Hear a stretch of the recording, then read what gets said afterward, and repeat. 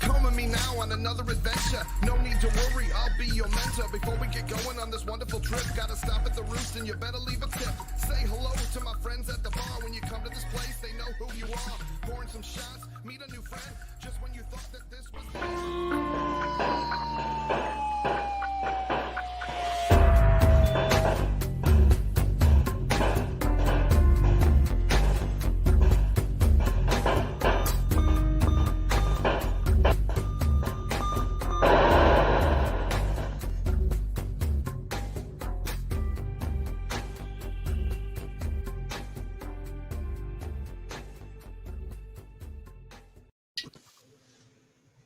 Welcome, everyone, to ASTROSMASHED Mondays.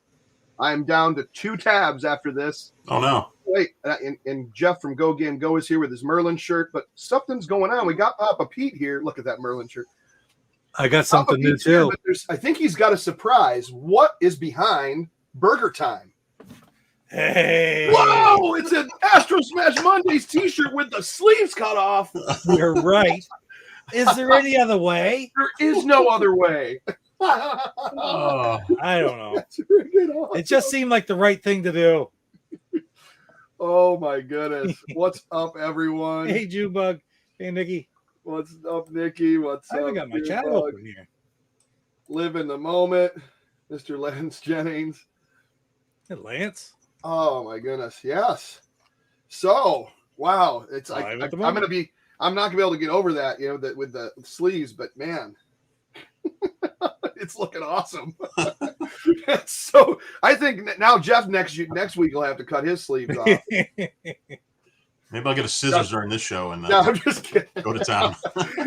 Well, I'm gonna crack another tab, like I said, down to 2 more, and I believe that's gonna be it. Unless someone just insanely donates to the show, which no one will, because they are pricey. So unless you find them in like an old liquor store or party store, as we call them here, it ain't gonna happen, unfortunately. What's up, the Atari Creep? Hey, Creeper. Thanks for popping in, man. Hey, Christopher Westerman. Christopher. Oh my goodness. So I was playing a little bit of well, I shouldn't say, I was kind of researching it more than I was playing it. I realized that my flashback does not have Mission X on it. Oh, okay. Which is weird because I thought that was an Intellivision or official release. It is. Huh. It is. But why wouldn't it have that? It must have a... Unless it has an alternate name, but I could not find it in the menu. Now, mind you, like I just did a video playing some other stuff. What was it? It is a Data East game. Maybe they left that it East off title. Yeah. That's why. Yep. Oh, how fitting, since it's one of the ones I picked with BURGERTIME, right? Yeah, they're both Data East. Some of them. But I really was watching Crow Continuum's. He did a video on it a while back. I just happened to pull it up, and I was trying to find some footage of it. But I also found a video that he did in he made a really good point. If you ever played it, Mission X, it kind of looks like it would be like like Xevious kind of shooter, the way it looks, because it's the trees and the land. There's not really, I mean, there's water too, but it's more or less like patches of land. And then you got like this looks like almost like a little double twin shooter that can rise up and down. So it's almost like River Raid style too. Yep. And you could shoot. But I noticed like the first few times you're shooting, there really ain't nothing to shoot at until you get to like the 3rd level in. You're mostly only bombing. So that's right. Because Crow's like, this is a bomb 'em up, not a shoot 'em up. But you were bombing targets. So it was kind of different. Kind of took a while to kind of get into it. I just pulled some footage off of YouTube. I brought this up a couple weeks ago. I was playing it, and I said, I don't even understand this game. I said, oh, you have it, Jeff. So you were playing it. Oh, I played it a couple weeks ago because I mentioned on the show, and I said, I don't get it. I said, nothing. I'm shooting like crazy. Nothing shoots, or you can't hit anything. That's right. I said, and I'm just bombing stuff. I was like, what? I don't get it. And then I was playing it again before the show, and then I realized the same thing. Like, this is just you're just letting out bombs, and then as far as I can tell, is it the only time you shoot when the enemy ship comes after you? when the planes come after you. Yeah. Yeah, like Yeah, I think it's okay. like I don't think you run into it till the first like the nighttime level, right?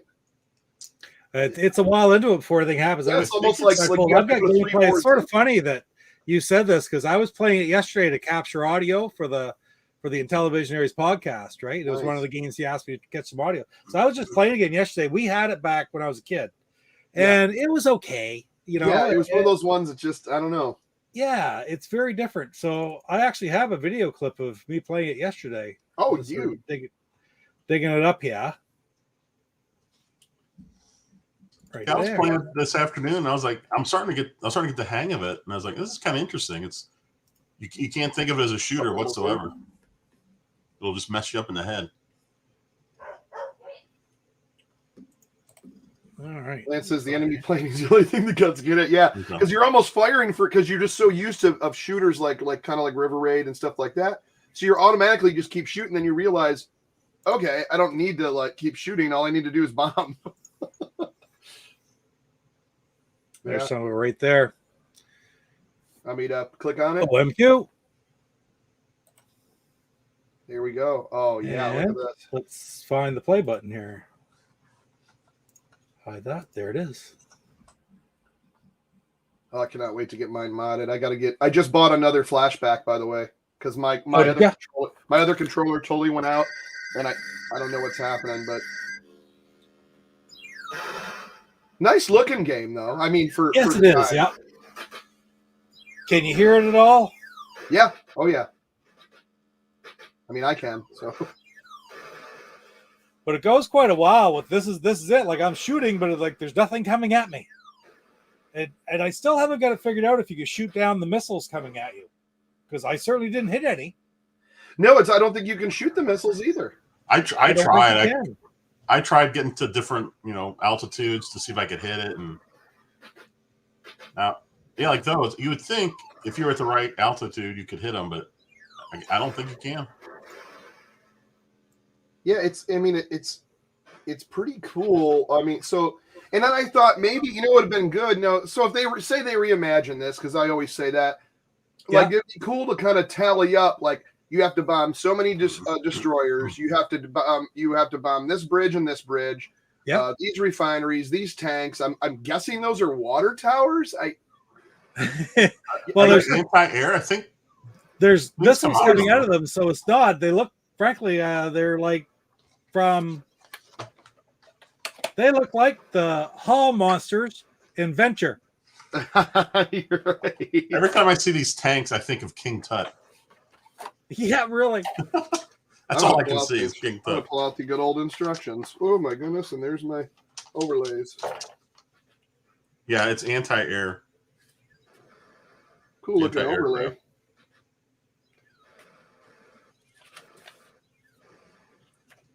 And I got to remember to turn that 90-day warranty in. I just been procrastinating.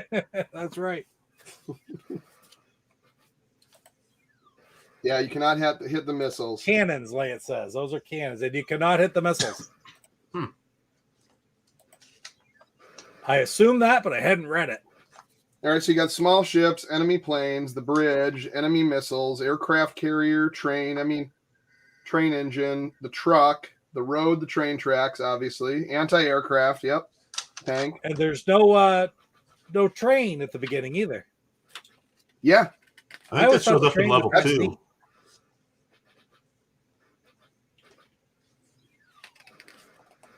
So they're showing like a tank will attack you. The aircraft carriers are in the ships right there, obviously will attack you. Suddenly it gets dark. You must continue. Colored flak illuminates the night as enemies fire on you. Your turn. Drop a bomb. Another one. Fire. Look to your left. Look to your right. Pull up higher. Get away from the mess. There's really like no rhyme or reason to it, I guess. So strategy, duck approaching missiles. Be careful when you fly in front of the enemy plane. Your survival rate is only 50%. Avoid being cornered to one side by guided missiles. So basically, avoid missiles. They keep saying, okay, here we go. Now we're getting to the trains. Now I get to the train. Always the plane flying at near zero altitude over the runway each time it appears, and don't ever bomb the runway by mistake. I don't know. What happens if you do that? You blow Lose yourself points. Oh, I go don't for know. how- I don't. You, I think. Well, I think if you're low enough, you kill yourself, but you also can lose points, I believe, which I think makes it one of the very rare games like AstroSmash where you can lose points in a game. It's basically just it's basically just it just keeps watch out for the enemy. They always fire at you. Everything you destroy counts. Your targets are, you know, there's like, so it's basically a point game. See how many points you can get. I kind of wish it had a little more of a story. I think that's where it kind of falls, as Plimpton would say, a little flat. Now it seems to just speed up a little bit there. I didn't notice it playing it, but that looked like it. Oh sped yeah, up. you're right. You're right. Pete, do you know what difficulty you were playing this at? I don't. Disc? I probably just hit the disc to start. Yeah, I think it did say disc is It's the hardest. yeah, it's always the fastest. Yeah. There's a thought the plane, night but you can't see him. Oh, it's Yeah, nighttime right. now. I know until he shoots, right? Yeah, this is a nice little game. It's just like almost like I wished like it had more of a story, or it tallied up, you know, or told you what certain things you had to get so many. Lance says strategy: dodge the missiles, shoot the enemy planes, and bob shit up. This was simple arcade type game. Yeah, it really was. Yeah. So what does the altitude do for you, changing it? Well, I guess you could avoid stuff that way on certain things, and I think that adjusts your speed as well. yeah, huh? I think the lower you are, the faster it goes. Oh, you Yeah, can because I bomb felt all the like when I was up higher, I was able to bomb things easier. I think, that's probably it. It was probably slowing up for me. Look at you bombing that train, Pete. Ooh, yeah, I was gonna say that train just blew up.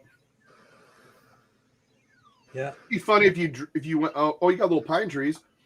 That'd be cool if you flew over and it was the Chip Shot Super Pro There's Golf a or plane. golfers on there. And you could bomb them. All those little So trees. far, there's been 2 fighters, and this killed me both times. Wow. Those fighters come in fast too when they do. Yeah, you didn't even barely.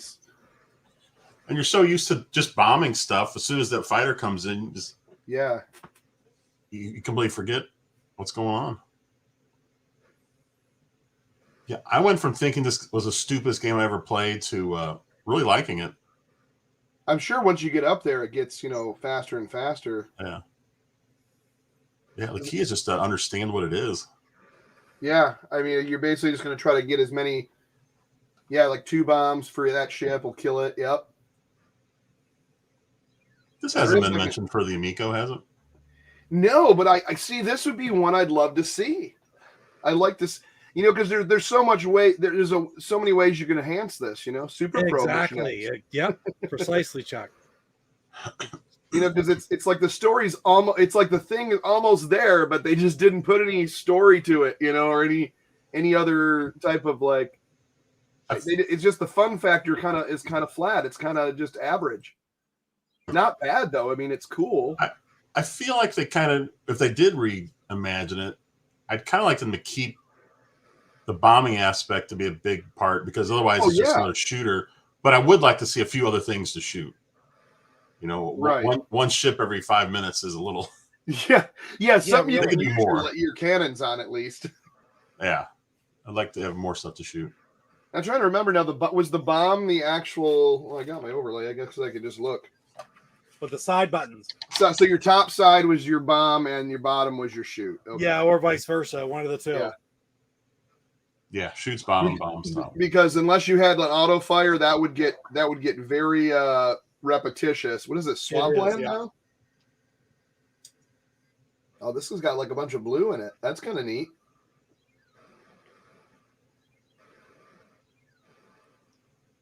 So it does kind of speed up and get kind of a little crazier. Yeah, when I get my modded flashback, once I get my new one, I am definitely going to have to dive into this a little bit more. Yeah.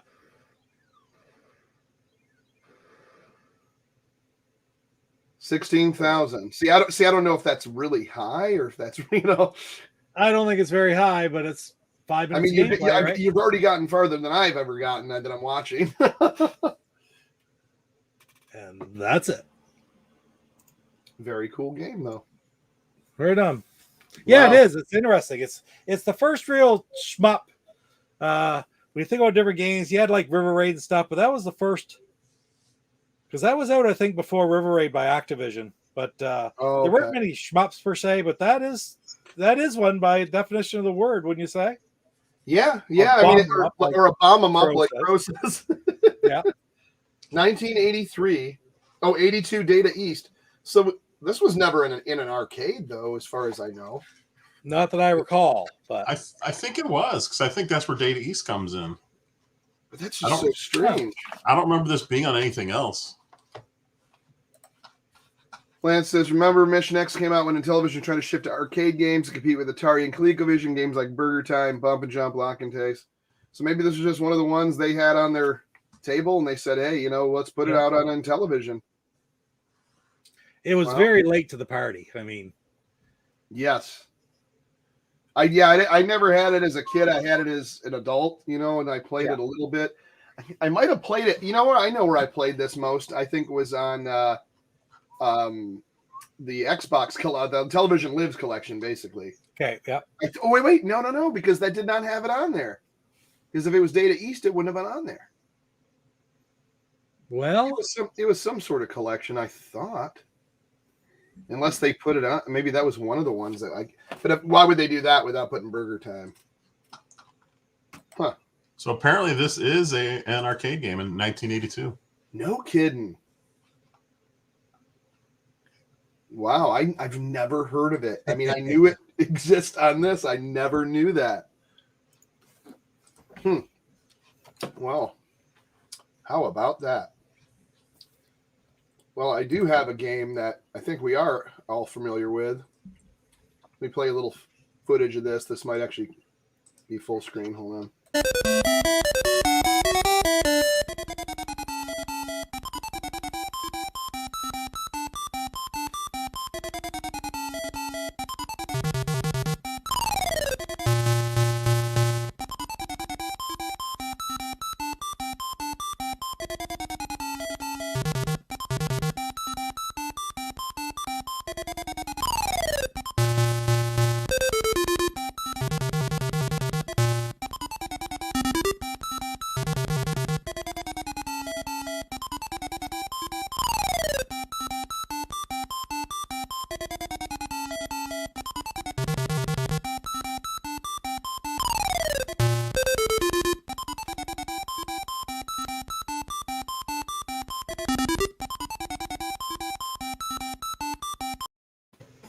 That was one I play to this day. It is one of my favorites. Now, Jeff, you got Burger Time, right? Yep, I was playing it today as well. That is a great game. I was shocked at the controls. They were really good. They're very good. To me, it's one of the best ports. I had it for NES. I eventually got it for NES. I was like, oh, they got Burger Time. It's going to be like the arcade. And I was like, it's not like the Intellivision, though. Like, you could even corner really well on the NES, I felt like the disc helped you were able to take those go up the ladders. Everything was just perfect on that game, the way they executed it. And then I had an arcade original stand-up one for a while, which I sold because I'm building that Intellivision one, which really I need to start working on again. But I was like, I'm going to have that stand up when I move that down this fall. So I'm like, I never play. I loved the fact that I had it because it was one of my favorites, but I was like, I never really got into the arcade version, and a few people would play it. And AstroSmash in the arcade. Yeah, AstroSmash was never an arcade game. Yeah, it's going to be in mine, but yeah. Unless you put it there, right? Right. Yeah. Well, that's my whole thing is I'm making this arcade. I'm using the Raspberry Pi, and it has the Intellivision emulator on it. It's either the JZ or the INTV. Something. There's like two pretty common ones, but it's the one that actually has that little number square, the little number pad in there. When is the Miko released? And I hope soon. I think they're trying to get the Founders out by end end of year. I mean, it's maybe next year, but I mean, I'm keeping my pre-orders.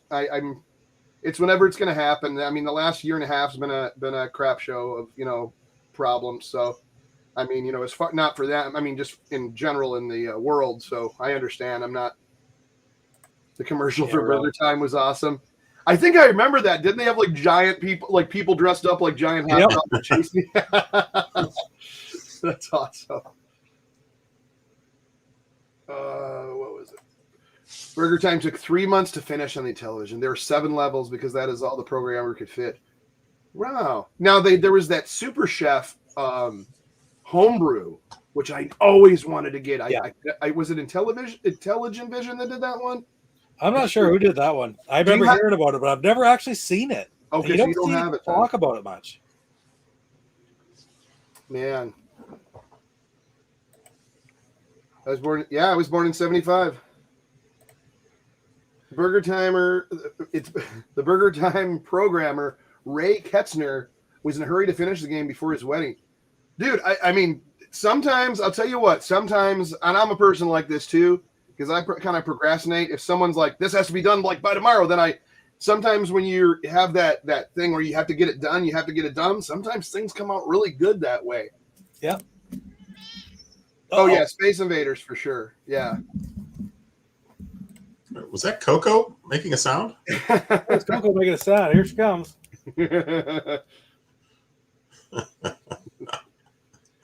Mattel had bought a lot of TV time for failed projects like the Aquarius computer. Yeah, I always say TJ from the Amico Society. He has an Aquarius. Yeah. And he was playing the the version of Astrosmash in the Aquarius, which I didn't think held up as good as, which is weird because it's a computer. Yeah, it didn't hold up is good. I mean, it was just almost kind of a different feel to the game, or the different look, as well as the look. I've never played it. I looked at that too, Chuck, and I didn't find it look nearly as good either. It just seemed to not play the same as fluidly or smoothly. Right. Yeah. But I don't know much about the Aquarius, and maybe it was a little more underpowered. Yeah, Commodore 64. I was just watching the Angry Video Game Nerd. He was did a Commodore 64 episode, and one of the things, and it's so funny because I think, who was I talking to about this? And I remember that you'd have to put load asterisk, comma 8, comma 1, and so tell it to go to disk drive and then open the game or whatever, however it was.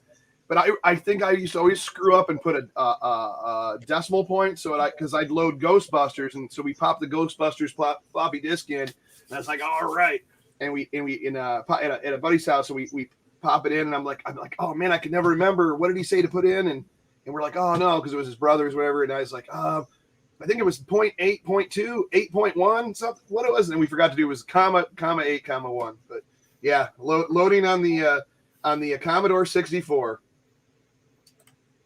Television I have is still one of my dad's I bought from Sears. Nice. So the Sears one. So you have the white one with the 2 controllers next to each other in the center. I always wanted one of those. I always thought that those, not at first, but then like later on as being a collector, I'm like, man, I love the way that Sears one looked. It looked so snazzy with the white and gold, and then it had just the edge had that little like, it wasn't even wood grain. It was like oak looking or something like that. Obvious plastic, but I used to really love those ones. I think the Sears one is one of the best. He's over it. He's like, I can't do this. Can't take it. All right, Chuck, might as well take your sleeves out too. Yeah, okay, finally, I'll just get these down. It's funny. It's like my shirts come with sleeves. They just eventually grow right back out, so you have to trim them pretty often. It's like mowing your lawn every couple of weeks, right? Right. Yeah. There you go. Oh my God. Speaking of that, we had so much rain the past week. I still haven't cut my lawn. It's been almost 8-9 days. 10. Oh no, wait, no, not even more than that. And I'm afraid when they cut it, there's just gonna be a mess out there. I hope they go over it twice. Because that's the worst when you have to cut your grass and then it rains really hard and you can't cut it again for a few days. Well, because I've seen it where it's slightly damp, and I have a buddy that cuts it. He has a lawn service that does it. Because I have a believe it or not, a sun allergy, so I can't be out in the sun. So I kind of got rid of my mower right when I moved into this house, and unfortunately, I have to pay to have someone cut and trim it. But hey, what's happening? Hey, look. And I just thought, anyways, but yeah, all this rain we've been having, it's like in the grass gets so long, it just kind of falls over, and then when you go and do those mulching blades over it, it leaves like a trail of grass, which you don't see until like 2 days later when it dries out and turns brown. Yeah, there's nothing you can really do. BURGERTIME became a packing game. What other Intellivision games were packing titles? Ooh, you got Luke here, right, Lance? He'll tell you everything. We talked a little bit about that though. Burrito Shack had the Tandy, yeah. Tandy was Tandy had the full wood grain even on the top. I always wanted a Tandy Vision one. I always wanted any one I didn't have, I guess. There you go. I mean, I got the 3, which I really love the look of the 3, although I don't like, I'd rather have the bumpy, like the Super Pro had the bumpy. I guess they switched them in here and there. We were talking about that before. But I like the bubble, I call them bumpy, the bumpy cake numbers. But yeah, I got 2 Master Systems. So that was my original dad's. It doesn't work anymore. I had this one. I have another one, which I think was broke. But then I got the System 3, and it was always just displayed, and I never use it. But now it's the only one that I really use when I, play the whole thing. But so what do you guys think is the best Intellivision to get if you're going to get one? I go the original Master System. That's same here. Yeah, the very first one. Yep. The the brown one. But yeah, the Tandy Vision, it's like it's the same kind of model, but it has like that. You don't have a Tandy, do you, Pete? I do not. No. It has like the wood grain on the top. I might have to do. Everything's like a different color brown. Yeah, it has like, because you know how it's normally gold on the top for the like it's like a metal gold. Well, this one has the wood grain on the top, and it says Tandy Vision. It's kind of cool, man. It was the controllers in the Sears Super Arcade removable. Yeah, it's another good thing. I don't know. I think I agree. 2609 is the best. Yeah, and the Tandy is nice. Like I do want to collect them all now at this point. I mean, I know I can't get every variation, but I'd love to at least the Tandy and the Sears. I wouldn't mind getting. Dracula, yeah, Dracula was cool. That's one I don't have. Do I? No, I don't. I don't have. I still got to get that. The cover of that's hilarious. It looks like a guy like in Halloween makeup, but it's pretty neat. Yeah, I wouldn't mind getting a Tandy. But yeah, as far as other pack-ins, yeah, I know there was BURGERTIME was widely popular. Yeah, look at that. Let me see if I get you on. Whoops, nope. Didn't want to do that. Look at that. Yeah. Oh, that is. And then you had the guy running through the door with the bats coming through the door. Yeah. Yeah, there wasn't a whole lot of money spent on the makeup for that picture, I'm sure. Bela Lugosi. Yeah, I just thought it was a really, really funny cover. Magic always had kind of neat covers, too. Can use Television 2 controllers in the stairs. You know what? I don't know about that. Television 2 controllers on the Telly games. I don't even know. That would be almost blasphemy at how beautiful the Sears one is. No, you cannot. I don't believe. They might have different. They gotta have different plugins. Well, I think they are the same plugins. I think it might be the wire. There's that. There's a good picture of the Tandy Vision. Yeah. So the Tandy Vision, instead of the gold right here, which I'm like looking like you can see my cursor. But yeah, instead of that gold, you got the wood grain on the top and the side. It's the most wood grain for your buck. It's the same. It's identical to the other system. It's just to the original. It's just what? No, you can't. No, different pinouts. Different pinouts. Yeah, that's like right now. You can't use flashback controllers, right? You can't use these on the original television either, right? Because they're wired differently. Right. Now that's what Paul Nermanen for the Televisionaries podcast will sell adapters that you can actually then use these with your original television. Yeah, that is a good looking in television. Sorry, yeah, it is. They're great. The Sears, see, I started liking the Sears after I saw them a lot more often, but But yeah, I'm kind of excited. Yeah, my flashback, my one. Of course, now I set it both. Oh no, it's this. This one's bad. I had to write I'm gonna write on the back because I always have to plug it in and then find out. Oh, this one doesn't work. So I'm just gonna throw a B on that for broken. Yeah, this one's actually broken, but I don't know. I'm thinking about opening this up and kind of messing with it just to see, but I'd rather just have one that's works. So now I'll have an extra one and then 2 new ones because the thing I ordered, he didn't have any overlays, but it was the full flashback like new in box with both controllers. So, and I only paid $89 for it. It was the cheapest one I could find. Most of them were like 100 something. So I mean, as long as everything works, I guess we'll see. You know, miss the Sears. Last one closes here, Illinois in November. No kidding. I don't even know. I think we might. A lot of our Sears were gone for a while. I'm not even sure if we have any left. I haven't been to one. They're all gone to Canada, 100%. So look at. Oh, I'm sorry. That is a great looking system. I have one, but I always wanted a one in box with that. You know. Yeah. Same Wow, as the that is Atari nice version. looking. Right? Isn't it look like super? Now, most of the ones you're gonna. Now that one, it must been like it looks like he just pried it out of the box because the one that has what do you want to say the ones that you find online now are very yellowed, so they look almost like a beigey kind of color. You know, which is for what like a Super Nintendo. Yeah, similar. I mean, some are worse, some are better, but so, boy, that's like a brand new one right there. That just looks beautiful. Wait, is this the Sears one? That's Sears. That's the Sears one right there. Yeah, Super Video Arcade Tele Games, which if you remember the Atari 2600 had a Sears Tele Games version too, but I mean it really just kind of looked like a 2600 with like a different logo and some, you know. So what makes the original Intellivision better than this one? I don't know if that's it. Or is it the same? I think it's the one that's held up the most over time. I think it's the one that doesn't have as much. A little more durable, you think? Yeah, I just think it held up fairly well. But yeah, that's awesome, man. That is awesome.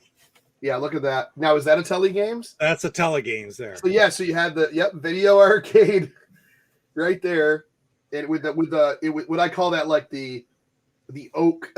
Like it's not wood grain. It's like almost it's like the stuff they put on like a car dashboard. That's what it reminds me of. There's so much crap and dirt in this when I got it. I took it all apart, cleaned it all up. I actually bought parts to try to get it going. I got it working at one point, and it's been over 6 months since I've ever even looked at it. But I got to get it working again. But you wouldn't believe the dirt I took out of this thing. No kidding. See, that's weird how they get inside there. You'd think with something sealed. It was. Yeah, I took it all apart. It was just jam-packed with like bug casings and wow. It was gross. I must have been laying loose in a basement for years. That's why I'm like this flashback controller, I'm like, man, I might have to just open up and see if it's just dirty. But I'm like, this is newer than most anything I have for Intellivision, the flashback. So it's really hard. It's not like I treat them badly or throw them all over the place. And I mean, the one thing I do is I do go up north and go take them camping, and I'm a tent camper, so usually it's in a plastic tote inside of my vehicle. So maybe it gets hot, maybe that does something to it. But then the other one's fine. The flashback's fine. So they're just so weird. But I know to take these apart, it's insane because it has all the plastic layers of all the circuitry, and they all kind of lay together, and then that's how the disc rolls on it, and how the buttons press down. It's kind of neat, and they do sell those replacements. I wonder how much those are too. I need to get myself an original Intellivision. I still just have the Intellivision 2 over here. Yeah, it's the world of difference, Jeff. Really, it's more comfortable too. Yeah. Yes. Yeah. Well, these buttons, I mean, the buttons on the side of these things, they don't budge. They don't go in. Yeah. See, it's the weirdest thing. These are. If you press hard enough, they work, but there's no give. It doesn't click. It doesn't push in. Yeah, my original. They're a little more harder plastic on the master. Same on System 3, but the flashback they're more like a rubber. But I also noticed that games, because I play bowling all the time, a lot of times if you press too hard on the rubber ones, that it almost like will trip the button to go again, so it'll release the, like when you're holding down for the white dot, it'll just like boom and like come off. And I always thought that maybe these should have been a hard plastic as well, but of course, it's the flashback they were cutting. They also have just a sticker on this instead of the metal plate for the disc. Television 2, I think it had power button issues. And it was a weird one because you also had the reset in power in 1 because you had to hold it down for, was it 3 seconds for it to turn off or something? It's a long time. It's at least 5 seconds. Is it 5 seconds? Yeah, it might be getting a lot longer. I was trying to figure it out the first time I turned it on. I was like, well, how does this thing turn off? Because I was holding it down for a few seconds. That's what I assumed, and it wasn't working. But yeah, you got to really crank that thing for a while. Flashback sound stopped working. Oh no. That's a common thing with those, right? The flashbacks themselves, the older ones, often have broken on people. Sound stopped working, controllers stopped working. It's just they're not an expensive board. Okay. It's tiny too. Yeah, precisely. So I had one that broke a couple years ago before I got this one, which I actually got from Intellivision Productions. Actually, probably about 3 years ago. Yeah. I got it for $20, Pete. Well, just the unit.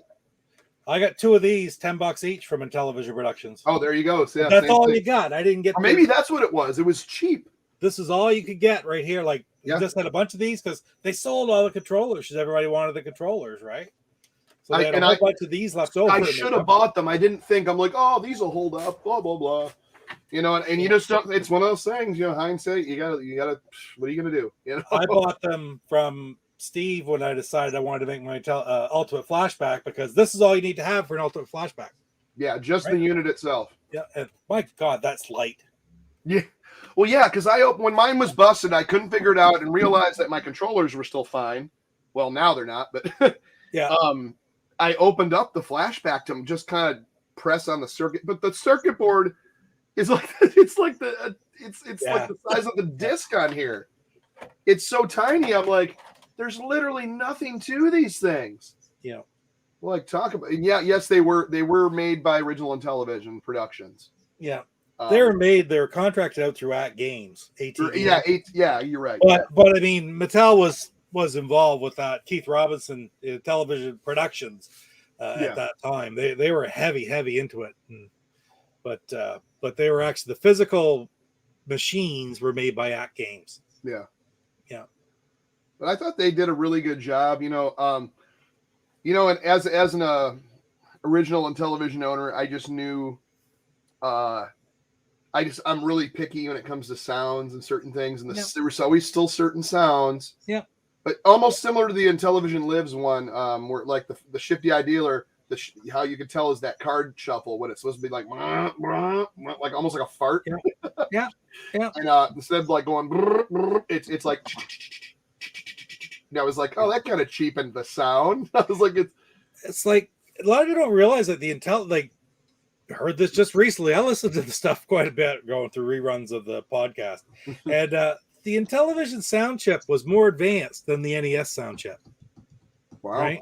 It was it would give you better sound out of the Intellivision. So the emulation just loses a little something in some aspects. Some of it's fine, but there are minor changes. Right. And just follow up on Ted, or we're talking about the flashback, and I'm saying about how blessed light this is, and that yes, they did break kind of easy. If you did go with that ultimate flashback, that puts a Raspberry Pi in there. Yeah. But it's all programmed for you, so it's a friggin' I can't praise that enough. Yeah, I got to get a hold of him. I got a hold of Bite Night, and he's probably like, why did he never take it? I'm like, well, I'll try to do it by the end of next month or something like that. And I just still haven't, life gets in the way. But now Bite Night on Atari Age has it. Search for Ultimate Flashback on Atari Age. You'll find it. Yeah, and he's still doing it out of Minnesota. It's friggin' awesome. Yeah, I think I'm gonna hopefully contact him sometime this week, especially now since I got a new one on the way. I'll send my old one in, keep my working controller. At least I'll have one extra working controller when I receive my new one. But yeah. And of course, another great thing about the Ultimate Flashback now is there's so many of these ROMs. ROMs are starting to come out and being sold unprotected for use on the Ultimate Flashbacks. Like, for example, on a television collector right now, Luke has 4 different ROMs on there for sale. You can buy Fantasy, you can buy Heli, you can buy Norseman on there. Yeah, that's the brand new. Oh, our Antarctic Tales, Heli, Antarctic Tales, Carlos Madruga Games, and then the newest one is Norseman, which isn't available anywhere else. Yeah, except for digital. And you could use those on your Ultimate Flashback now, and it's just phenomenal to be able to do so. Of course, I'm going to preach again. Don't friggin' share them. Throw your $10 in, and we'll get more and more games as time goes on. To 10, or it's 10 to 20, like 10. It's probably 15 to 17 American, up to like 22 Canadian, which that's about 17 American. So it's a friggin' steal for great games like that. But it's just important, like, because if people start to share them, then they're not going to be releasing them. They're not going to make it more of them. So for that little bit of money, buy one. Friggin' 100%. televisioncollector.com, and we'll get more and more games. Yeah, I mean, these games are still being, we're still getting more and more games for Intellivision. So let's keep it going. Support your homebrew artists, because oh my god, they pour their hearts into this, and they don't make much. They just make enough to make another one. Pretty much. And I really need to get to ordering some new stuff. I wanted to get. I'm really trying to find a copy of, but me, I'm really weird on ROMs. I don't know if the Flashback has this, but the TNT Cowboy. The Flashback does not. It's not available yet. That's okay. Yeah, not yet. But that's one I really wanted. But I wanted a complete in box, and I saw they started making boxes for them. So if I could find the cartridge, I would try to make it one. You do not have the card only, right?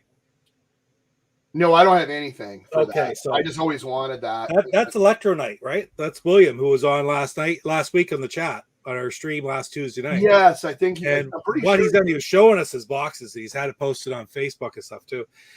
They did release card only copies of Anthropomorphic Force, TNT Cowboy, and Ninja Odyssey. Ninja Odyssey. Okay. And the deal was, because it's expensive to get these things all out there all at once. So what happened is they sold a whole bunch of card only copies, and now he's got the boxes and stuff printed out. So if you paid for just your cart for a reduced fee, obviously that would bring it up equal to the complete in box. You can buy the other parts of it to make it a complete in box copy. But I asked about it because I don't have any of those 3 games either, and I'd really like to get TNT Cowboy and probably Anthropomorphic Force as well. All 3 really, but you know what I mean. Yeah, that's cool shooter. It reminds me of like Sidearms almost. Oh, okay, yeah, and complete in box copies are going to be available in the relatively near future. So I checked the Television Collector recently they have a lot of nice repro boxes. Yes. Oh man, they had I'm almost thinking about getting the Diner repro and just throwing it on because I have the cartridge. There you go. It's by far and away the best way to go about it, right? I mean, they're not things that are being made anymore either. Yeah. Those were made a few years ago, and they're kind of scarce. They're very scarce. What was the flash? Ted was asking how much the Ultimate Flashback costs. I'm not sure actually. It was $150, wasn't it, Chuck? I think something like that. I think it's around that area. It might be a little bit. It might be more or less. I'm not sure. Lance in chat said it's 150. What is it? Lance was saying it's 150. 150. Okay, there you go. Yeah. Oh, Ultimate Upgrade 150, send your own flashback, and the guts are risk. That's a great price to do all that, because most of the ones, like even the one I got from my Upright arcade, the Raspberry Pi with all the stuff in it, I paid over that just for that. I mean, let alone to mod it into your Intellivision. That's freaking amazing.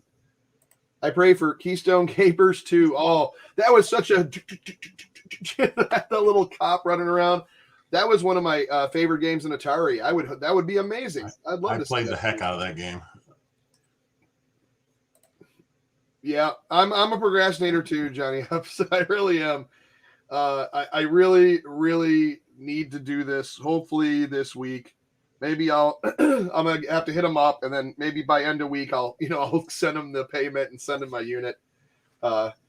because that's something I really want to do. Because and the whole fact of that too, and that goes that's not HDMI upgrade, is it? It is. Oh my God, that's even better. So that's a super deal.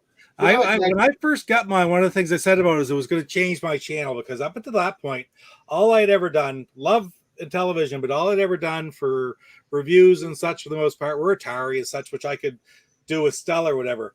But what that allowed me to do is hook up the Intellivision, play those games, and capture the video, right? HDMI and good quality, and it's phenomenal. So yes, yeah, that's why I can't wait to actually like do some actual gameplay of me actually playing it in HD. Yeah. You know. Didn't Brian put it? Oh yeah, from Brian's Man Cave. He did. I was seeing, because I have him on Facebook, and he was posting a lot of different things. He did I think he did a Kaboom one, and then he did. I think he did Keystone Capers or something similar. Which that's really cool that he's getting into that, man. I don't have the time to do that, but I would love to get like that'd be so much fun. Make like one where you're catching a bunch of tab or something. He bought NanoChess's how to program Intellivision games with an Inti Basic. And, he's been reading that, and now he's got there's another book that's sort of like advanced, whatever. He's got that one too. He makes lots of videos, and he's been programming pretty neat looking games. I'm like Tommy. I remember playing Intellivision with my grandpa and my dad. I really hope my dad and me get to play Amico. Told him the Intellivision Amico hole. Oh, like the cornhole you're talking about? Oh, you meant LOL, not hole. Oh, I'm like, I love how it looks like you, Amico hole. No, just kidding. Yeah, a great insult though. Yeah, is it? Yeah, he said that. You're nothing but an Amico hole. See, and God bless you, because that's awesome, man. Because I tell you, man, if my dad was alive today, oh, he'd be super stoked. He's the whole reason I even play video games. He was like, we're getting the better video game system. We're getting it in television. He was all about it. He was all about it when it came back in the late 80s. And after that, he passed at 95. So we were playing Turbo Graphics. He loved his golf games, so he was playing Power Golf on Turbo Graphics. And then there was a couple Sega Genesis games. I don't know if it was Jack Nicklaus or something else that was it was one of the better ones. What's the guy that's got the lemonade drink? Arnold Palmer. And it was one of those two. I think it's the Arnold Palmer one that he played on Genesis as well. But then he passed, so it's like he didn't get, that was before, after that, obviously 32-bit and gold. Like I bet he'd be a huge Golden Tee fan because he just loved the golf. The Holden television flashbacks used $100 of Bradbury cut, so added $30 for installation, setup, and shipping. Yeah, tell me about it, man. That is amazingly worth it. And he sets you up with the 60 or 61 games that are on the original flashback, and then he also sets you up with any ROMs that have been made free for distribution since like. So a lot of them are free. They're out there. Anybody can download them. Anybody can put them on. He puts those on for you automatically. Just a couple of examples: Space Raid and Christmas Carol and the Ghosts of Christmas Past. Right? Ooh, Ghosts of Christmas Presents. That's what it is. Is that one on there? Oh yes. Oh, I get to finally play. I get to have my Christmas tree up, drinking my eggnog, mistletoe's hanging, and I'm going to be playing Christmas Carol. Those two games were made free by the producers long ago, awesome. Like 10 years ago, and that is so awesome. And they come on your Ultimate Flashback now. That's so great. Yeah, my grandpa brought me in television. Me and my grandpa and all my cousins would play. Very warm memories. Yeah, that's what it really is about. Like I'm very nostalgic about the Intellivision. I've always been a fan of it. It reminds me of the best times, some of the best times of my life, and I think that's why I'm so passionate about it. Grandpa, be in love with Amico too. Thanks, man. Yeah, Christmas in the 80s were special. Got such a feeling that it's gone. Yeah, it's almost like, that was some of the best. Oh, man, I remember it's funny because I had a pitch. Well, I don't have to share it or anything, but I had a picture of it. And I have to find it because I think a lot of it when I had a bunch of old pictures of me either playing in television or like the television always in the background when I'm because it was always out, always getting played, and it's always like it was in the middle of the couch, And at one point, I don't know what, maybe this was an 80s thing, maybe it wasn't, but we had like these very 80s looking couches, and then my mom would put a sheet over the top of the couch, and then I don't know why. Anyways, and for like a year or two, we had like a sheet over the couch. I think it's when we got them, like it was supposed to protect them. But how can you? I don't know. Maybe I'm wrong. Maybe there's another reason. We also had a cat. Maybe that was the reason. I don't know. But there was always a picture of the sheet covered like main sofa with the Intellivision console. Then my dad had the wire going up the back of the couch and down around, and then he tucked everything in all the way down, all the way till it went to the big giant brown, wooden TV. Yeah. And so there'd be no wires. So it would just literally sit in the center. It was always in the center seat, and someone could sit on each side and play it. And it was just there. That was just the thing. Because we played it so much, it was like, why even pull all the wires and set it back on top of the TV or whatever? It was like, no, it was always on the. But I have all these pictures, and I think when I was graduated back in blah, blah, blah, all these were on a bulletin board, and I don't know whatever happened to the pictures because they're all missing from the albums because they used them for my graduation. But I'm like, God, there was one with me, like I woke up in the morning and I had like Castle Grayskull, all the He-Man figures and a bunch of other stuff, but then I went right back to playing Intellivision after. It was like it was always a thing to play. If I was home, I was playing it. And anyways, I'm missing a bunch of stuff here, but yeah, this goes back to that warm memories. Absolutely. If you don't have to, if you don't grow up by the age of 50, you don't have to. I agree. I 100% agree. Never heard that before. Sounds vaguely familiar. The jingle in my head, it just keeps repeating. Sister, I grew up playing the original Television. When the Miko comes out, the rivalry will have a new chapter playing games like. I tell you what, Biplanes, that's a fun game.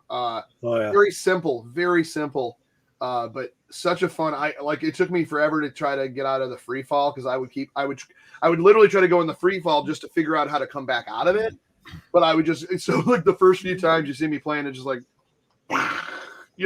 just like the old one. And I'm like, what am I doing? And then finally, it's like you have to, at the right moment, take your thumb and press down on that disc and go, and you wind it quick, and then he pulls the plane up.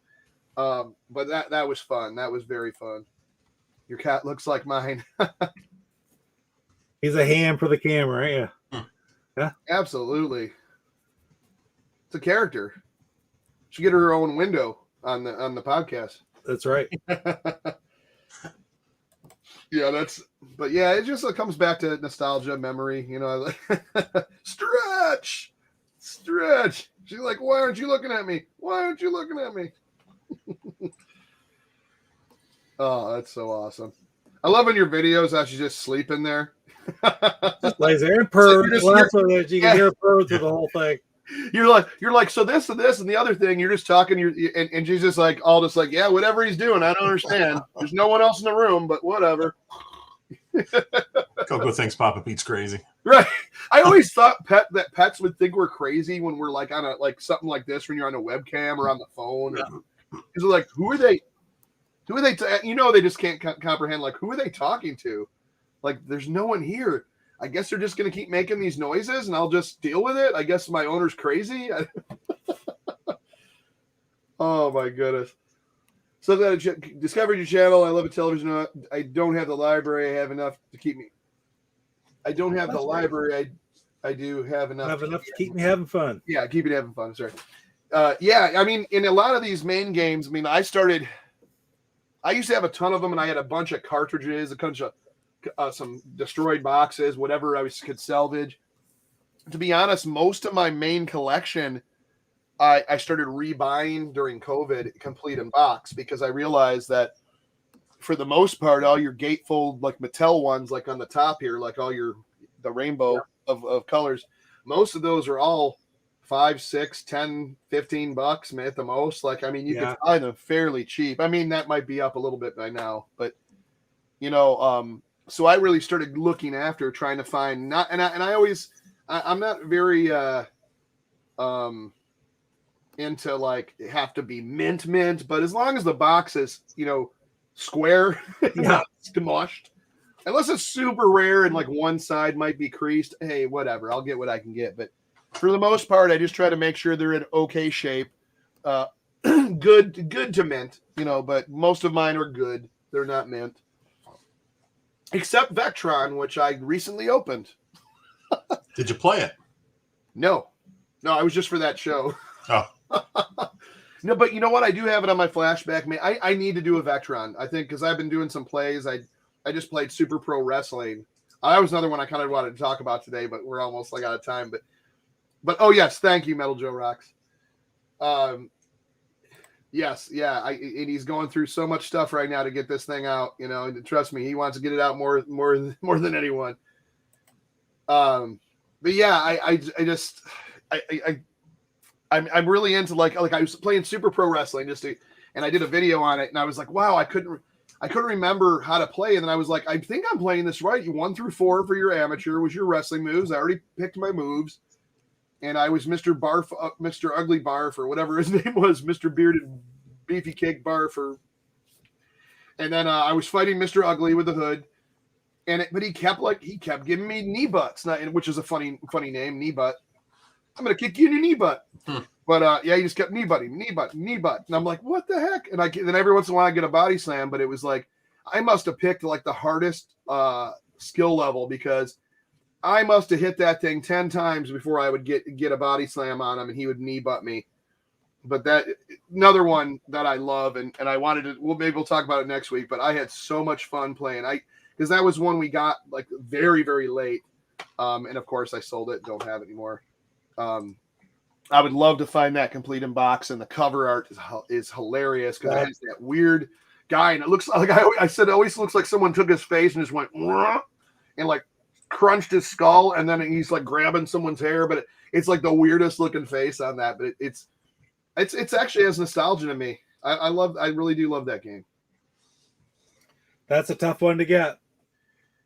I'm looking forward to the racing game until. Oh yeah, the RC Pro. That's what I used to always call it, the Nitro Derby. It reminds me of like a little upgraded RC Pro-Am. Nothing too fancy, but yes, yeah, RC Pro-Am, man. I remember that. What was that? What was the Oh, that was I'm thinking of pole position. Sorry. RC Pro-Am had that music, the song in that. Man, I remember because you start with little trucks, and then after that you get the little station wagon SUV looking things, yeah. And then you'd have the little sports cars, and that's when things got super fast.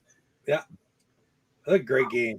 Man, I just remember the music and the sound. That was a Nintendo game, man. That was just such a good Nintendo game.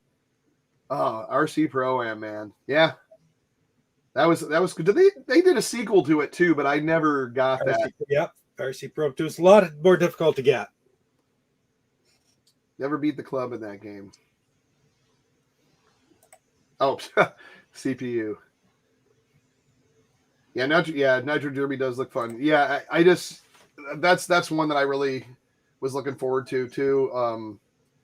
There was a lot of games on the Amico that like I think the main one was Astro Smash and Night Stalker, and of course Cloud. I'd say Astro Smash, Night Stalker, Cloudy Mountain are my ones that I'm just I cannot wait to see those, because those are like, it's like redoing my childhood or my some of the greatest years of my life.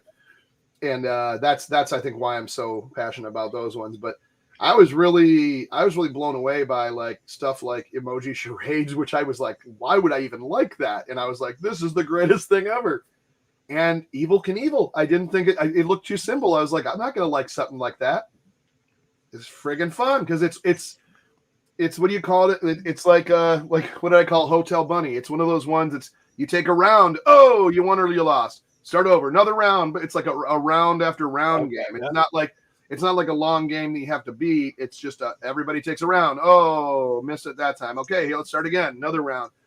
And so that was it was like a big, especially like the main thing was the motion control with the rockets. So you had. You had to keep you had to fire up your throttle, which if you hit it too much, that flame would blow up the whole rocket.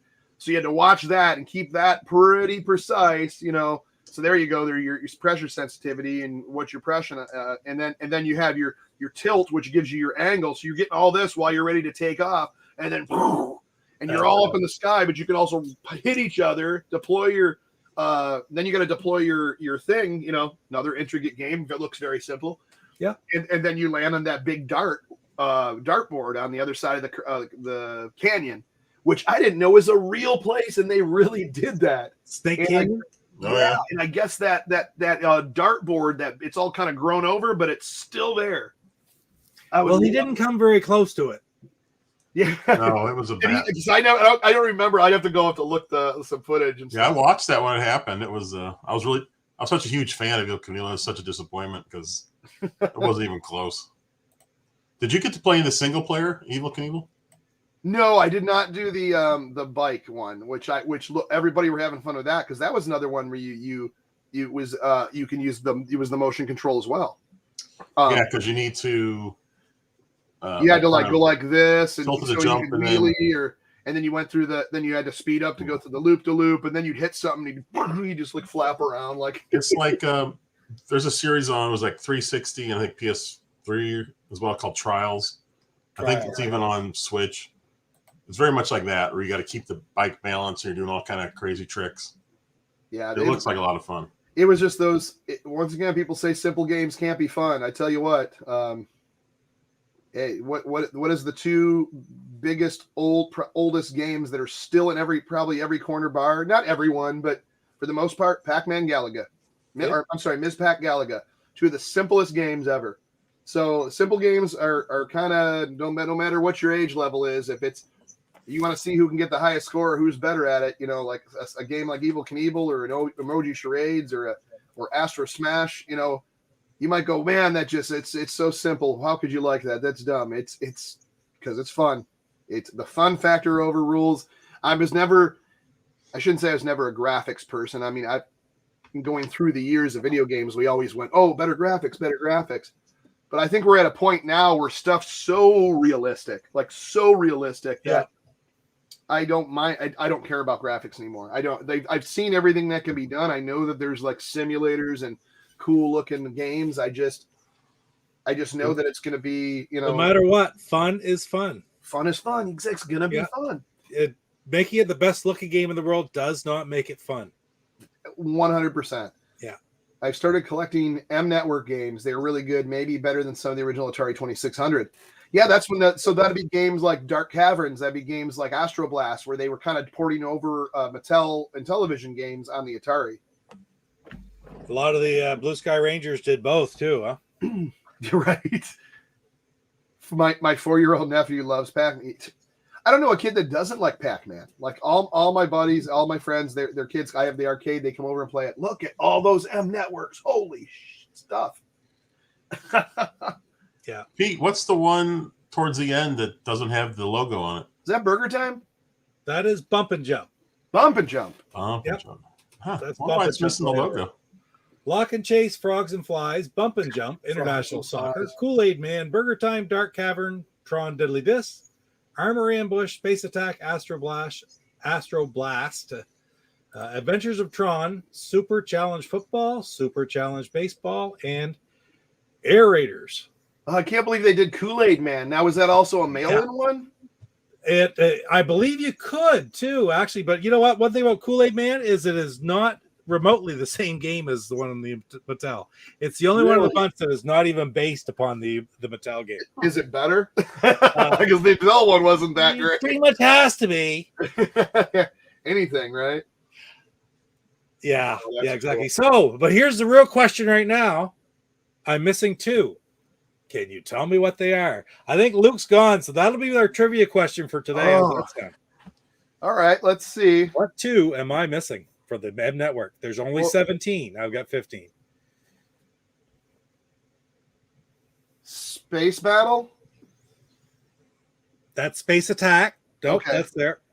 I'm trying to just think of anything that was good, like that was a popular one. Yeah.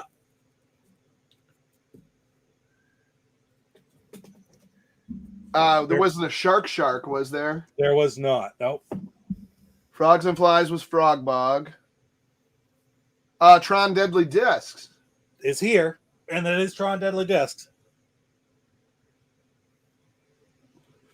Dark Caverns was Night Stalker. Yep. Oh man. Definitely not Vectron. Not Vectron. Although you want to, I'll let you think about this till next week. Maybe I'll be able to show you what. Oh, here Luke is here. Oh, Luke is there. Oh, Luke knows.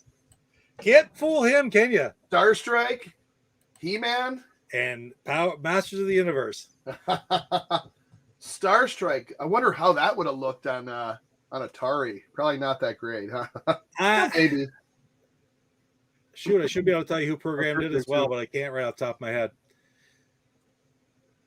Star Strike's a weird game because I mean I got to the point where I knew you just had to bomb all 6 targets and it was over. Yeah. A lot of people now back in the day I didn't know that. It was funny. I know we're almost out of time, but I went over to my sister's house. She got Star Strike, and her and my brother-in-law were trying to figure it out, and they couldn't figure out how to play it. They go, "What a waste! We don't know how to play." I'm like, maybe they just didn't read the instructions correctly. Excuse me. So I'd fly around and play it because once again I'm a kid, and who knows where the box was in those days. So I was like, I'm trying to play it, and I'm like, okay, so I'm shooting these guys, and then these. I never noticed that the things go doot doot doot doot, and they come down, and you're supposed to bomb them. I never knew that. Obviously, it probably says that in the instruction manual, but later on, I learned and went, oh my god, that's you bomb one of those and it shakes, so I need to bomb all those, and then and you win. So yeah, He-Man for Amico. Well, he's got Mattel's license, so yes, I think that's I'm sure. Obviously, once they get everything launched, I mean, right now I'd say all this stuff would be another year or so, but the stuff I know the stuff that they do have in works is probably as far as like second tier stuff that's being made, but it's not. I would say it's going to be BurgerTime before anything, because I know that BurgerTime and Lock and Chase, and as far as Data East stuff, I'm trying to think of. Man, I can't wait to play that new Cloudy Mountain. I hope there's some new game footage of that soon. I really do. But on that note, I appreciate everyone here. We are just at over an hour. I don't want to bore everyone. And I appreciate you, Jeff. Go Game Go. As always, Papa Pete with an awesome Astro Smash shirt. And look at that Merlin, and a Merlin shirt, too. Merlin. Look at that beautiful Merlin shirt. And, of course, I got my jaw-dropping shirt on. Not the cool one that has the Slappy Marsden design. I should have wore that one. But we'll do it next time. So that being said, thank you everyone in chat. Uh-oh. Whoa, and there it is. Look at that. Wow. Available nowhere. Nowhere. You will not find that ever anywhere. Thanks again, everyone, and we'll see you next time.